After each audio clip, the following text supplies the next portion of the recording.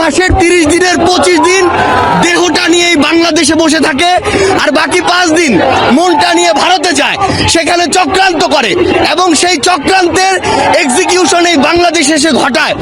সে সকল উগ্রবাদী হিন্দুদেরকে প্রতিহত করার জন্য আমাদের মনে বিন্দুমাত্র সহানুভূতি থাকবে না।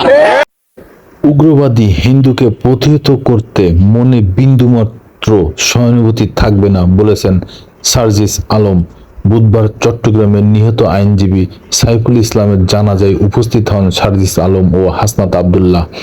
এই সময় সার্জিস আলম বলেন, বাংলাদেশের মুসলমানরা শান্তিপ্রিয় মুসলমান, তাদের নিজেদের প্রতি যেমন সহানুভূতি রয়েছে তেমনি অন্যান্য ধর্মের প্রতিও সহানুভূতি রয়েছে, কিন্তু এই সহানুভূতিকে ব্যবহার করে কেউ যদি তাদের ষড়যন্ত্র বাস্তবায়নের চেষ্টা করে তাহলে সেই সব উগ্রবাদী হিন্দুদের প্রতিহত করতে আমাদের মনে বিন্দুমাত্র সহানুভূতি থাকবে না।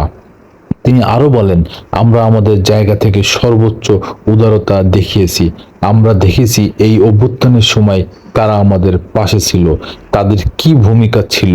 শেখ হাসিনা চলে যাওয়ায় কাদের মন খারাপ হয়েছে এটাও আমরা দেখেছি।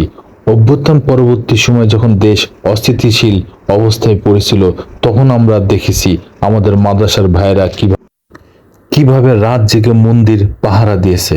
কিন্তু এই সহানুভূতিকে কেউ যদি প্রশ্রয় হিসেবে দেখে তাহলে পুরো বাংলাদেশ একসাথে এই সকল উগ্রপন্থীদেরকে প্রতিহত করবে।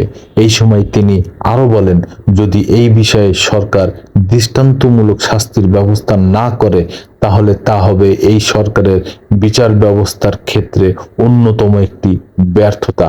এই সময় তিনি ইসকন নিষিদ্ধেরও দাবি করেন সার্জিস আলম।